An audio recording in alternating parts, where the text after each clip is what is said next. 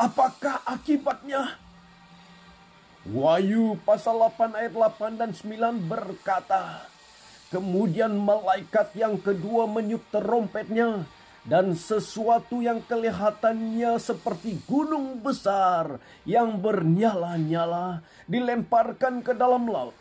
Sepertiga daripada lautan berubah menjadi darah, sepertiga daripada semua makhluk di laut mati, dan sepertiga daripada kapal-kapal musnah. Ingat tentang trompet yang pertama, bila ditiup oleh malaikat yang pertama, maka penderitaan kelaparan terjadi kepada sepertiga penduduk dunia ini, menyebabkan dunia hidup dalam kesusahan yang berkaitan dengan keperluan asas manusia. Setelah itu trompet yang kedua, yaitu sangkakala, akan ditiup. Maka turunlah tulah ke dalam laut. Lalu malaikat yang kedua meniup sangkakalanya, dan ada sesuatu seperti gunung besar yang menyala-nyala oleh api dilemparkan ke dalam laut.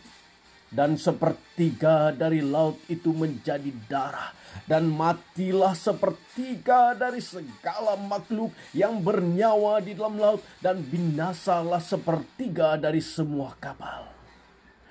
Trompet yang kedua ini mengatakan tentang tulah ke dalam laut, di mana kejadian itu seperti gunung besar yang bernyala-nyala jatuh ke dalam lautan dan menyebabkan kehancuran alam semula jadi yang tidak dapat dibayangkan.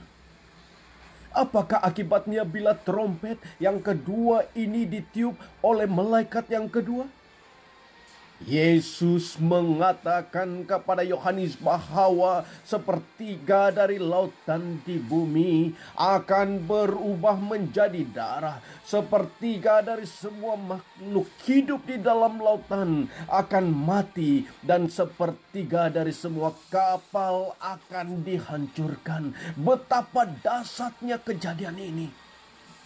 Kejadian ini akan menambahkan lagi kesusahan di bumi, terutamanya tentang kelaparan yang akan melanda dunia.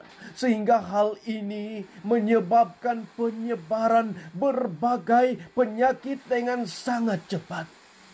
Apakah Anda sudah siap untuk peniupan trompet yang kedua ini?